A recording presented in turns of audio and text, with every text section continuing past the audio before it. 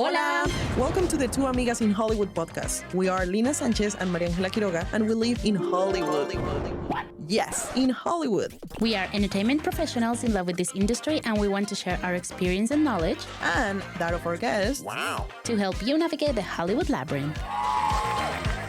Hola! Welcome everybody to the Two Amigas in Hollywood podcast. We are here today with Joaquin Elizondo. So in the last couple episodes, we talk about our experiences, our background, but in the next couple of episodes, we're going to have these amazing professionals and they're going to talk about their journey in Hollywood.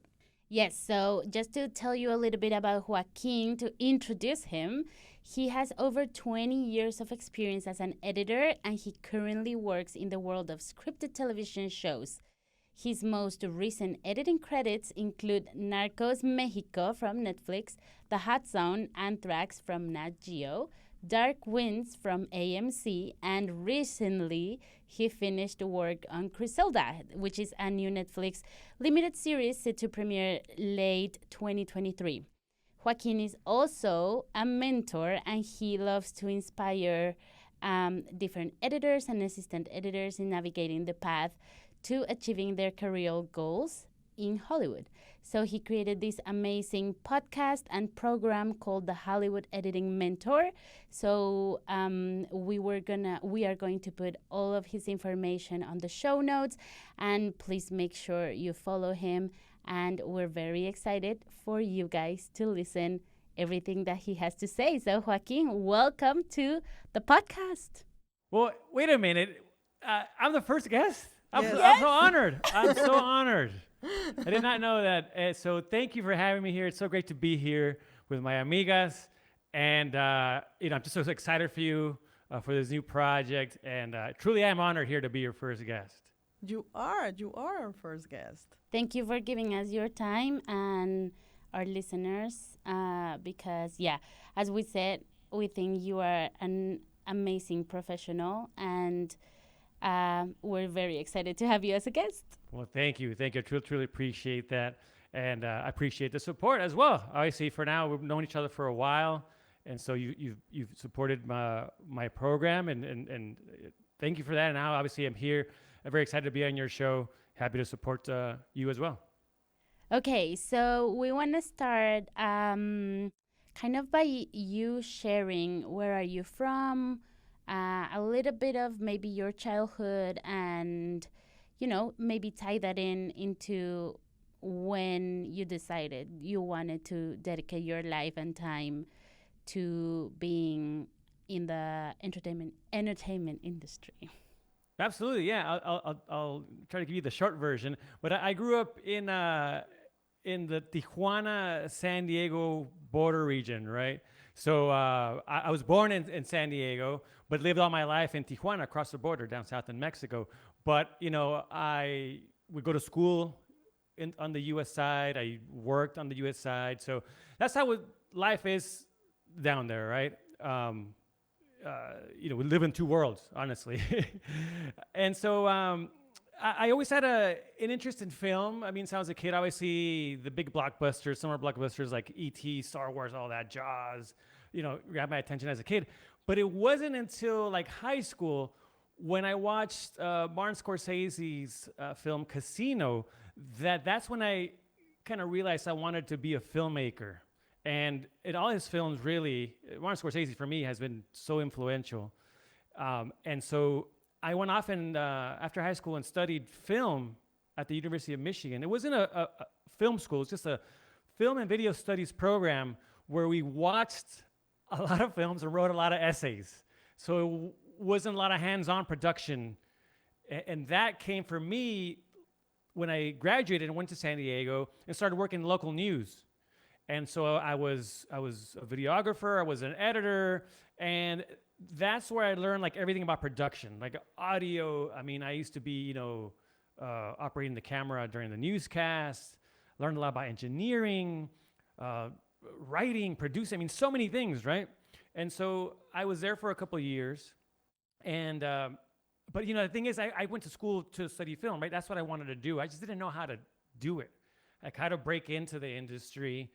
And so I just kind of fell into this comfort zone and worked in everything but film and scripted television, right? I mean, I did sports, news, like I said, documentaries, music videos. I mean, you name it, right?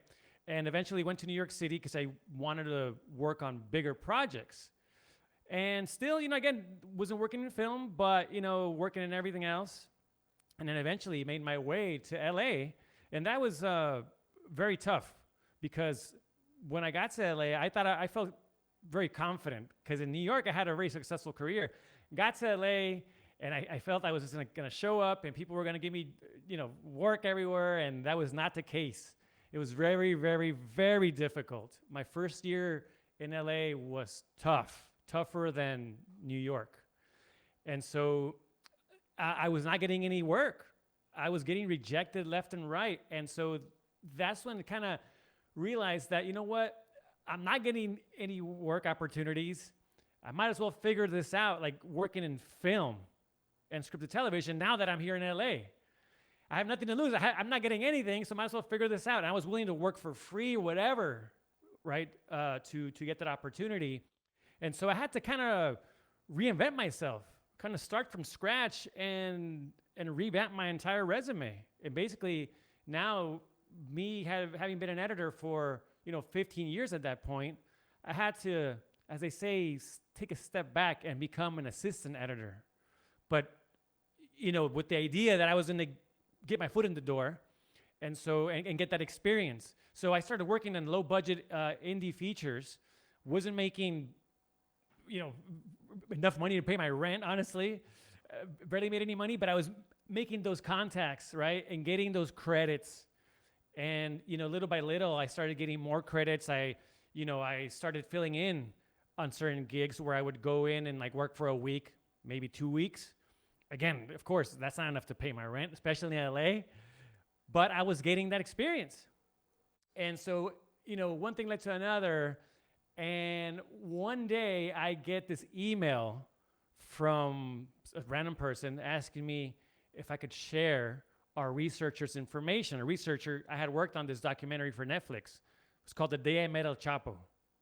It was a whole thing about, Kit del Castillo, Champagne, and El Chapo. And so I had been a post coordinator on that and then an assistant editor. And so, yeah, sure, I shared the person's information. And I saw down below that it said, Narcos Productions. And I'm like, well, let me check, let me look on IMDb. Who's this person? And sure enough, it's a post-producer on Narcos, the show, on Netflix. I'm like, whoa, man, that's my favorite show. And so I wrote back and I said, P.S., hey, if you need any assistance over there, let me know. And then he writes back, he's like, hey, well, do you speak Spanish and are you in the union? I'm like, yes and yes. He's like, well, come meet with me on Monday. And I'm like, what? I'm like, oh my God. And so I get there, and so I find out that they're now shooting the first season of Narcos Mexico. And I'm just, obviously me being from Mexico, and, there's Diego Luna, and I'm like, oh my God, this is the most amazing project. And I get hired, as an assistant editor. And then, that was my big break. And then I got promoted to editor on that show, and I've been editing ever since. Amazing. I mean, that speaks to, first, your talent. Second, to, I think, you never get something if you don't ask for it, right? So that's something I've learned coming to the U.S. and living in L.A. and New York for the past almost 7 years. If you don't ask, if you don't send the email, if you don't ask the person, don't reach out, things are not gonna fall from the sky. You need to ask. Well, that's the thing. It's funny because I remember this so vividly. I was actually at work. I was editing a talk show, and I get this email. As I'm writing this email, I remember sitting there, and the cursor is there, right? The cursor's blinking on the email. So I want to type, P.S., if you need an assistant, let me know. But I'm sitting there thinking, should I write this? Should I write this? But now thinking about it, it's what's going to happen to me? What is going to happen if I say that? What's the worst thing that could happen? What's the worst thing that happen, right? And so I'm there. I'm like, well, you know what? I have nothing to lose. And so I write it, right? Yeah, the worst thing is you'll get a no, and that's the worst. Or, yeah, or they don't reply, whatever, right? But it's that was kind of the moment where I realized, yeah, you just gotta ask, you know, and put yourself out there also as well, and tell people what you want to do. And like you said, the worst thing that can happen is, you know, no or whatever. You don't get a response, and then you move on to the next one. Yeah. Also, I think that also speaks to being ready when opportunities come your way. Because, first of all, if you didn't have your background and you weren't bilingual, then that will be a pass. But you had that skill, which is not easy to have. And yeah, so it's just being ready with your skill set, with your language, with everything. So when the opportunity comes, you can say yes, and then you get super hired in a crazy big show. Well, yeah, that's the thing. It's like, yeah, I had never been an assistant editor, right? I said I was an editor for like, 15 years. So suddenly in LA, I'm like, okay, what does like an assistant editor do, like in film and scripted television? Like even back then, like there weren't that many resources. Now there are some, obviously including, my program, but back then there was nothing. And so I'm just like trying to figure it out, right, on my own. And of course, when I get hired on the show, like, yeah, I wasn't like the best assistant, but I was confident in myself that I could figure it out, right? I could back it up. I knew that because I think I'm very resourceful, right? I've always been good with technology. So I'm like, I can figure it out, and I will figure it out. Like, I'm not going to waste this opportunity. But I wasn't going to be like, well, I'm scared. I'm not going to take it. I don't know how to do it. I'm just going to go for it, and we'll see what happens. Yeah, and so to clarify to all our audience, can you tell us what is your definition of being an editor and an assistant editor? Well, the assistant editor assists the editor, right? So the editor is in charge of really crafting and shaping, the story, whether it be an episode of a series or say, feature film, right? So you're working with the footage that was shot, you're working with sound effects and music, working with producers and directors to eventually, provide the final product.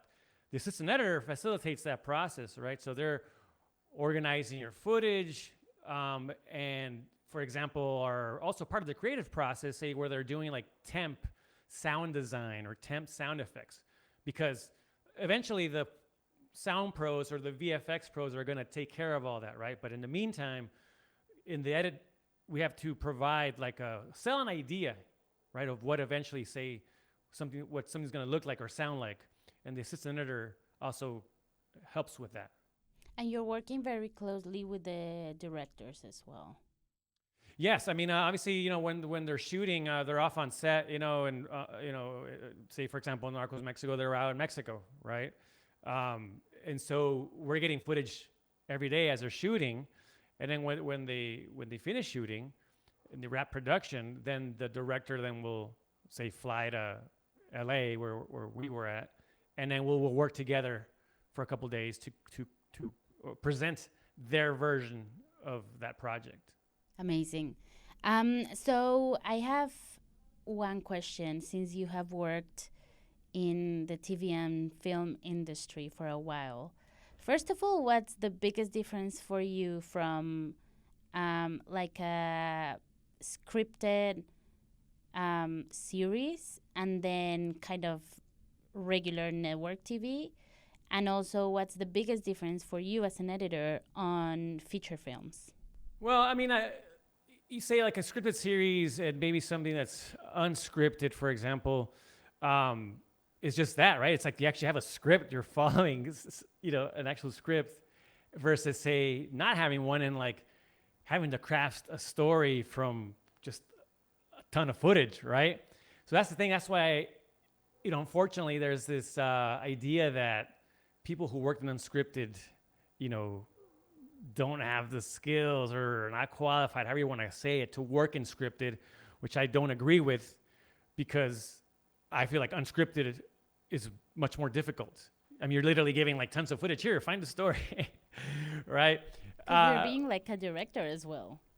Yeah, absolutely. Yeah, and so that's and I've worked in that, obviously, right? And so I've learned a lot from that side of, say, the business in finding, say, the story, emotional beats and moments, right? I've learned a lot from my past experience that I bring now, say, to scripted. And then I'll say from scripted TV, say like, a scripted series to film, I think the biggest difference is that television is usually more of a producer's and writer's medium, where film is more of a director's kind of territory in a sense, right? They have more of the final say in film. But now with, say, like limited series, say that you see on TV, you're getting this kind of TV film hybrid. So like, for example, the last series that I worked on, the same director directed the entire series, right? So it had more of a feature film feel to it, right? So I think nowadays we're seeing more of that kind of things, or that film and TV getting combined. So you already work with different projects for Netflix. How's been your experience working for Netflix? I know a lot of people, they are super interested to know, about how is working with such a big studio as Netflix. So can you tell us a little bit of your experience working for those projects? I mean, it's been great. I mean, first of all, I want to say that, I work for the production company, right, that produces the show that eventually you watch on Netflix, right? Because I get that a lot. I got a lot. Oh, you work for Netflix. Well, I don't work for Netflix, right? So I just wanted to point that out. But no, it's been great.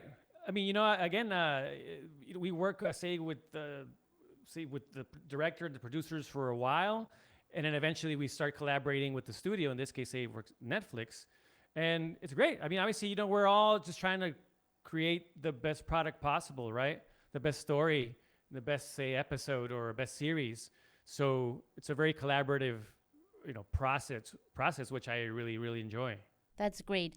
And you said coming to LA, it was like the first year in LA was super hard for you. We were in past episodes actually saying that for us, it took between like around 6 months to a full year for us to feel, let's say, more at home and more, feel like LA was opening the doors for you.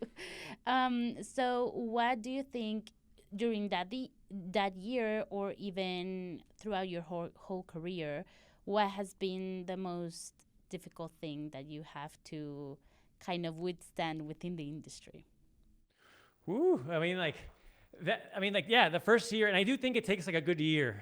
I think everyone, you talk to most people, it's like, yeah, a year to really feel comfortable in the city. To me, again, I came to the city feeling really confident, right? Too confident. And it was a wake-up call and saying, wow, this is a competitive town. And so to me, it was like, I came to LA with no network, right? I didn't make an effort, say, prior to coming to LA, to reach out to people and start making those contacts. And that was a big mistake, because I got to LA and literally no one knew me. And so like, it was rejection after rejection after just so much rejection. I mean, honestly, at some point, I remember I had an interview with a company. So this company I had 2 interviews. They were producing 2 separate documentary series, right? Under the same roof, but 2 different shows. And I interviewed for both. And then on a Monday, I got an email rejecting me from one show. And then on Friday, I got an email rejecting me from the second one. I'm like, 0 for 2, the same company. And I'm driving down, the 5 down to San Diego. And I get the email, I get the notification. And honestly, I had a panic attack, because I just felt that I would never work in that town. Like, I just felt like I will never have a job in this city. Like, I had to pull over. And I pulled over at I remember, Modern Times Brewery. And I'm like, what is happening? Like, this is nuts. And so, but the funny thing is that 2 things happened. One thing was that I texted a friend, and I'm like, oh, can't believe it. Like, I got rejected twice from this company, and this and that, I'm never gonna get a job. And Will, love him. He's like, hey man, don't take it personal. It's business. Get up, move on. I love that he was just like, he was just kind of like so like straight up like, dude, like shake it off. You know, all right, get back on your feet. Let's go. And so I'm like, all right, cool, yeah. And then I'm as I'm having my beer, I go, I think, on staff me up, and I see this a job for an assistant editor on a feature film, and I'm like, whatever, I'm gonna apply. You know, I won't get it or whatever. I apply, and I got the job, right? And so that then got me into film, and I stayed on that side, right? But it's like it's just funny how these things happen, right? With that moment where I'm just like, I'll never work in this town again. You know, something came out of it. I changed the whole career path.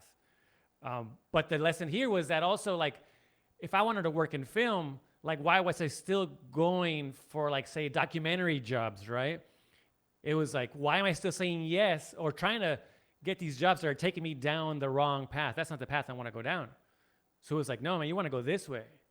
And so, yeah, I couldn't pay my rent, but now I was on my way to working, you know, my dream job, right? It really what I wanted to do all my life. Mm-hmm.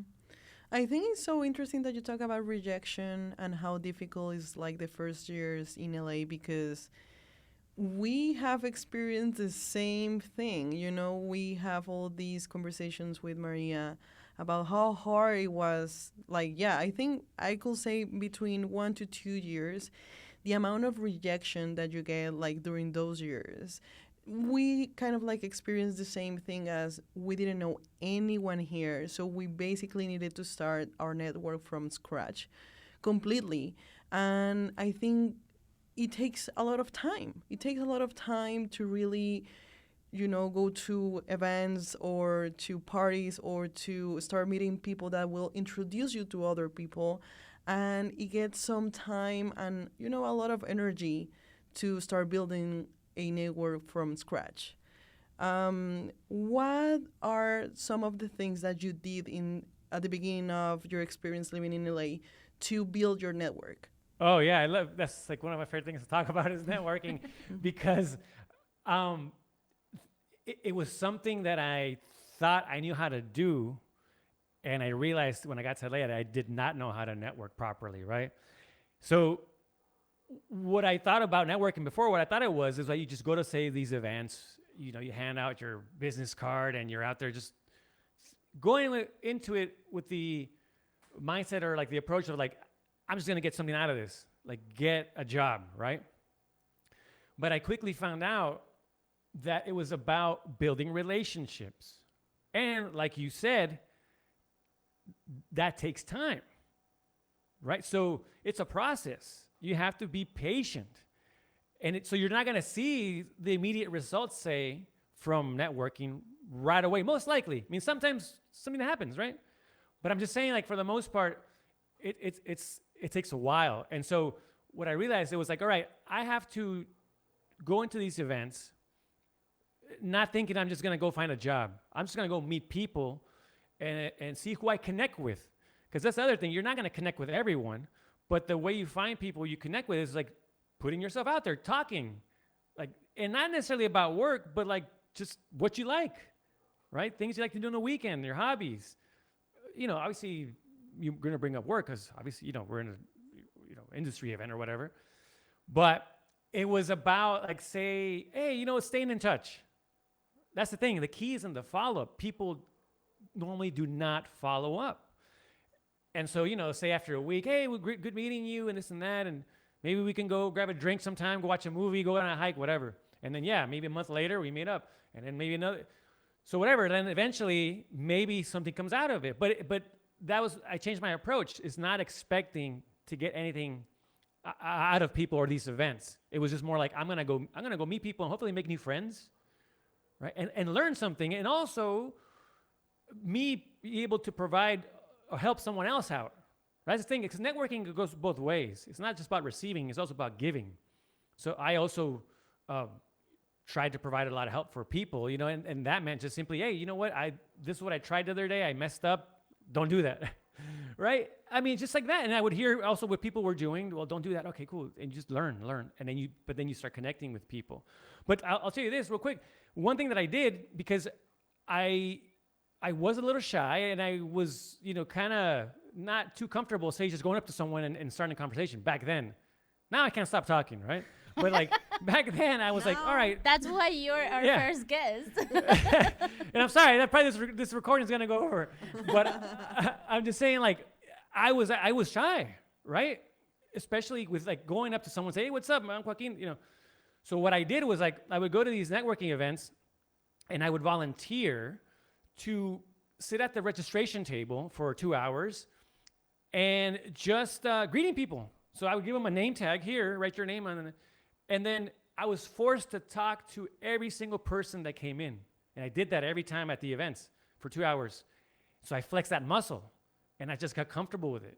And then after that, I was off and running, and I realized the power of networking. And I really believe that is what has, got me a lot of opportunities in this town.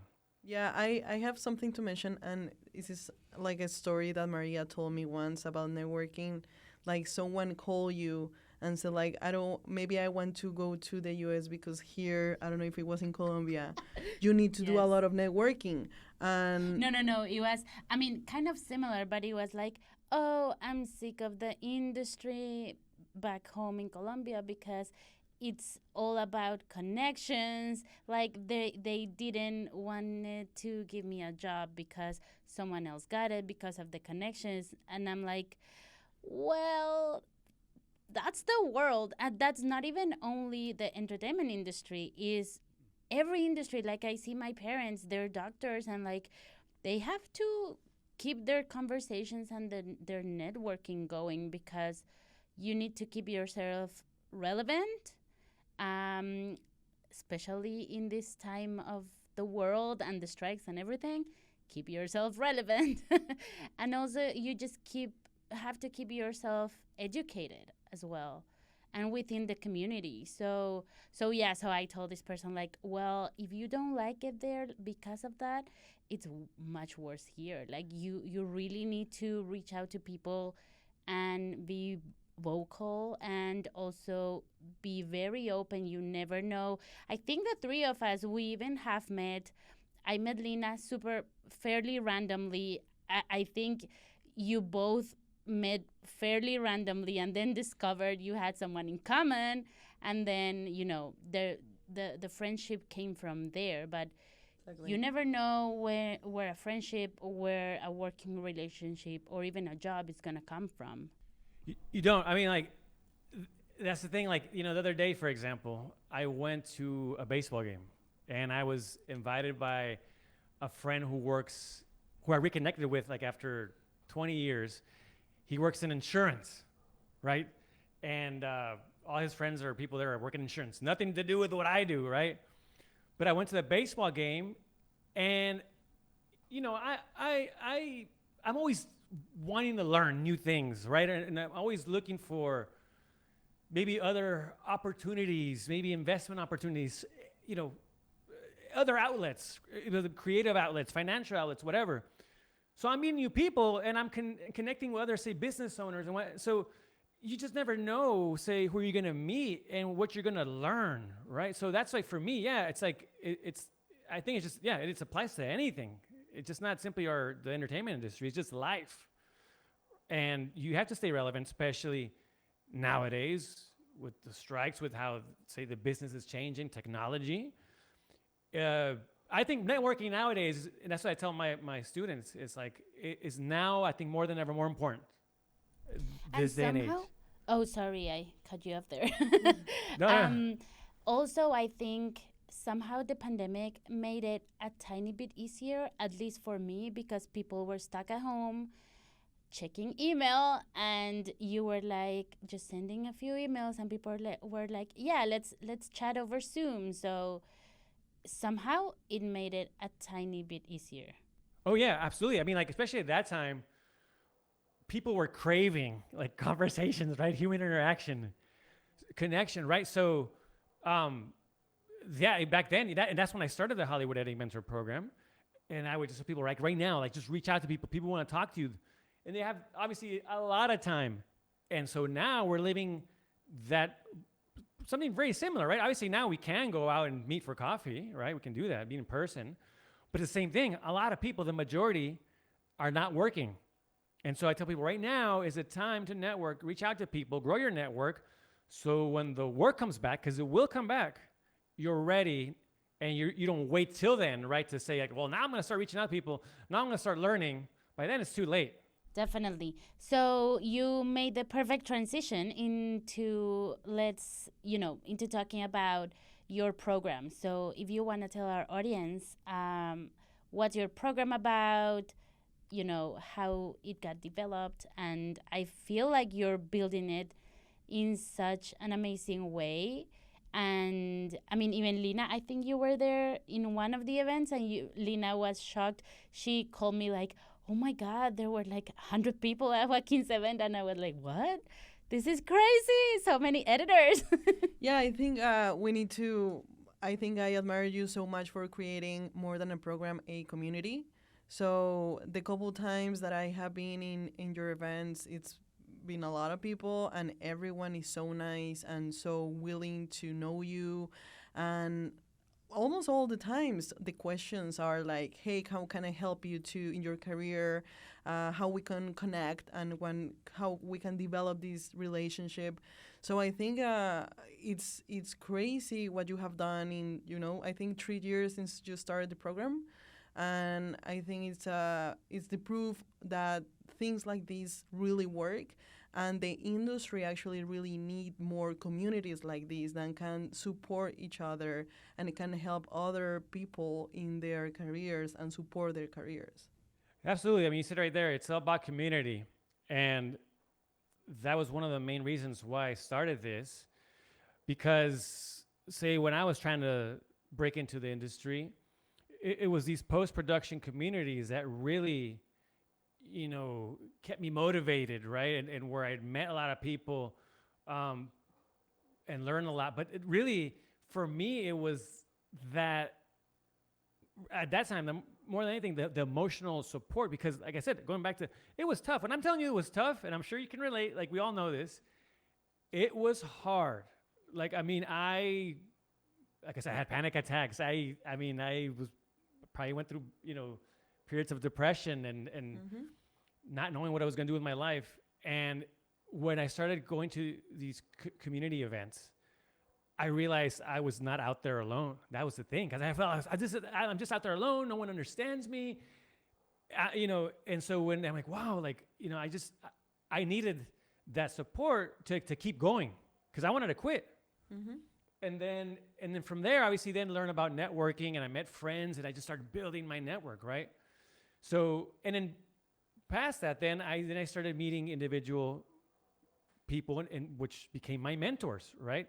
Who really supported me, say, once I, broke into the industry, gave me opportunities, and, I was able to, say, get promoted to being an editor pretty quick. And so that I could not have done it alone, and they still support me now. My friend recommended me to his agent. It's like all these things that we just help each other out, right? So that's the thing. We all need help, and so I created this program to have my own community, right? I guess my vision of what my community, right? What I wanted to do with it, how I wanted to handle it, and also since I had a lot of help, a lot of mentors, I wanted to give back, right? And create this resource for people who are out there trying to do the same thing, and not just necessarily wanting to work in film and scripted TV. It's just that they want to work in post-production, right? Because I've worked in pretty much everything. So, I've had a career as an editor now for over 20 years. So I wanted to create this resource, right? Where people can come and learn, say, new skills, or find that emotional support, right? And so obviously I created a lot of content, free content. It's on my YouTube channel, and obviously through my podcast. And I did the podcast, obviously, for people to hear other people's stories, right? Who have been successful as filmmakers, not just editors, right? But I share personal stories, right? To really get to hear those challenges that they overcame, how they did it, right? And so to hopefully inspire other people. But then also, I if people wanted to dive deeper into certain topics, I provided or did private one-on-one mentoring, right? And then I went into group coaching, like group classes. And now recently, I created an online digital course, self-paced. People can do it at their own time, right? And so there's so many options, right? Some people might not need to dive deeper into topics, right? Say maybe their YouTube channel is enough.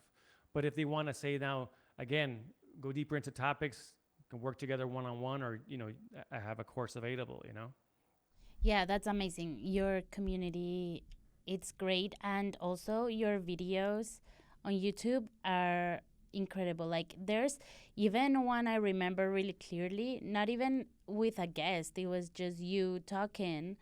And it was about the rates of different post-production people, like editors, assistant editors, in, I think it was film, TV, like different kind of tiers and different outlets. But it was so concise and necessary, I think, because also for freelancers or even for people that go into the studio system, it's hard to, when you're starting out, especially, it's really hard to kind of set your foot down and negotiate. And it's like, oh, I don't know if I should charge that much or that little, or like, how do I do it? What's the standard? Like, you never know. So for me, like Lina and I, we talk about, like, we try to keep ourselves very interested in being very educated financially. And I think that's part of it. And I think that should be talked more, like more openly. And I think you doing that video was amazing. But also your other videos and podcast episodes are great. Like I remember, I think it was with the editor of Euphoria. I might be wrong. Aaron Yeah, Butler. exactly. Like that was first of all, it's an amazing show. Second, your conversation was great. So I wanted to know also what person, either a mentor of yours or someone you look up to, or even a peer, who is the person that kind of most inspires you to keep going in your career? It's tough to pick one, right? Because there's have several that again have supported me so much throughout this career. But look, when I started Narcos Mexico, I got paired up with this editor by the name of Monty the Graph. And I was terrified because I didn't know Monty. Monty couldn't bring his assistant from, I think it was Man in the High Castle, because the assistant did not know Spanish and Monty did not know Spanish. And on Narcos Mexico, that shows us part of it in Spanish. The editor someone has to translate for the editor. And so I got paired up with Monty, and I was like, oh my God, who is this Monty? I don't know. I didn't know him. Obviously I was stalking him online, trying to get more information. So the first day we meet, he comes in and he has like a couple of suits with him, right? And I'm like, hey, Monty, I'm Joaquin, what's going on? What do you got all these suits? He's like, well, the Cinemontage magazine is doing a cover story on me about mentorship. And so I'm like, mentorship? And whatever, eventually a story comes out and it says, the headline's like, Monty the Mentor. And so Monty is like, he's like known in the industry as this person who mentors, assistants, right? But so he saw something in me, right? He saw that I could edit and probably something more than that. And, he gave me a co-editing credit on my first season of Narcos Mexico. So he really inspired me. He really brought to light the idea of mentorship, right? And that's like, I think the first time like I really understood it, right? And what mentoring was or is. And so, he was a huge inspiration for the program. But, I got to give shout out to, say Garrett Donnelly, John Otasua, I mean, I've learned so much from a lot of people. Julio Perez, you know, who talking about Euphoria. You know, I worked for him on a film, and everyone taught me something, right? And I was always very curious. I always asked a lot of questions. You know, I think sometimes I ask too many questions. You know, but that's the person I am. I just like to learn. And so, you know, it's all these people that, you know, till this day, I mean, honestly, they're still there. And now we're obviously good friends, you know? And so they keep supporting me in my career. And like I said, I couldn't have done it without them. So, you know, in each episode of our podcast, our intention is to really give our audience some tips and tricks, ins and outs, and, you know, express our feelings and thoughts about how's been our journey in, you know, in Hollywood. So, yeah, I just wanted to ask you if you have any tips and tricks to give to the audience about, you know, how is being living in LA, how is, you know, tips and tricks to the journey in their careers, how to be successful in Hollywood, how to, if they are changing roles or if they are changing positions, being a freelance or in a corporate job, you know, any tips that I'm pretty sure that will be really helpful for them. Yeah, no, there's a lot, right? And you know, we spent some time talking about one of those things. It's networking, right? Is that, you know, this is an industry town, and it's built on relationships. So you really have to master the art of networking, like make that a point, right? And again, like we talked about, you know, understanding that it's about building relationships, that it can take time. You have to nurture these relationships, right? You have to follow up, keep in touch, stay on people's radar, right? Don't just be reaching out when you need something. Because trust me, I've been in rooms where other people are getting emails from someone, and they're like, wow, this person just reaches out to me when they need a job. Like I've seen it, I've been there. And that honestly happens to me. And so don't be that person. You know, stay in touch with people and know that this is a process, right? But beyond that, I mean, look, I think it's important to have goals, really define goals, and know what it is, not only what it is that you want to do, but why you want to do it. What is your why? Why do you want to, say, be a film and scripted TV editor, right? Why do you want to be a cinematographer, right? I think, you know, having an answer to that question is really going to get you going on your path to achieving your goals, and also helping you stay on that path, because it's going to be tough. For the most, look, some people get lucky, right? And it's like they get that right away. But that's the thing. Everyone's journey is different. You can't compare yourself to others, right? It's your own personal journey, right? But it can get tough. So having something very defined is very important. I think it's okay, say in the beginning when you're starting out, maybe experiment, try different things, see what you like. But at some point, I strongly believe in picking a path and following that path, right? And also, look, I got some big advice from two very, you know, Oscar-nominated filmmakers. You know, it's like, don't make it about the money. You know, I made it about the money for so many years, and I was, you know, in my comfort zone. I was making a good rate, and all I cared about was like, oh, how much does it pay, this job, right? And that's all. And so when I started then to go down the path to film, right, it became harder, obviously, as I got older, and I had to kind of start from scratch. But the thing is, the money will come later, right? Focus first on getting that experience, growing that network, you know, learning the craft, the skills, and, you know, the money will follow eventually, right? But don't fall into that trap of just like, you know, well, I'm getting paid, you know, to do this whatever, this show, this reality show, whatever, but I don't really want to do reality, but it pays. And then you're just stuck there for years, and it becomes harder then to, you know, go down a different path, right? But, you know, and in the end, and also, like I said, I talk a lot, especially, but, you know, it's important to just simply, and it sounds so cliche, but it's like really putting yourself out there to communicate to people, not only what you want to do, your goals, like literally saying, you have to say, put yourself out there, but really like not being the quiet one. Like you have to be out there socializing. And that's the thing, I love socializing. That's the thing. So for me, it's fun. But I'm just saying, like, if that is a problem for you, if you have a hard time with that, like seek professional help, right? If it is that, you know, if you're shy, if you're like go find help. That's what was told to me by A-list editor. Don't be the quiet one. Like, if you have an issue, like, go figure it out, right?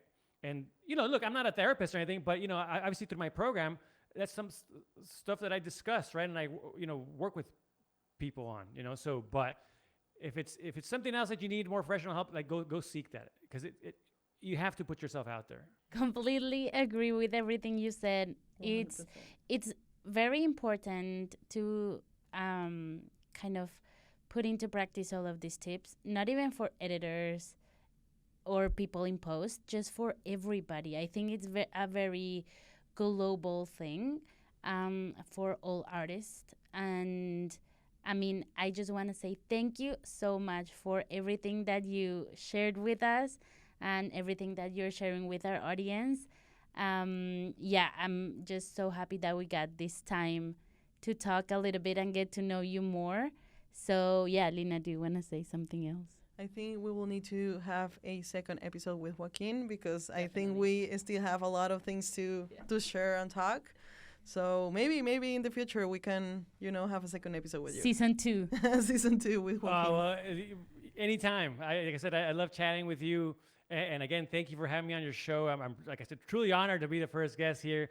And I'm so excited for you, wishing you the best of luck. I know it's going to be very successful. So again, congrats and thank you. Thank you so much, and thanks for your time.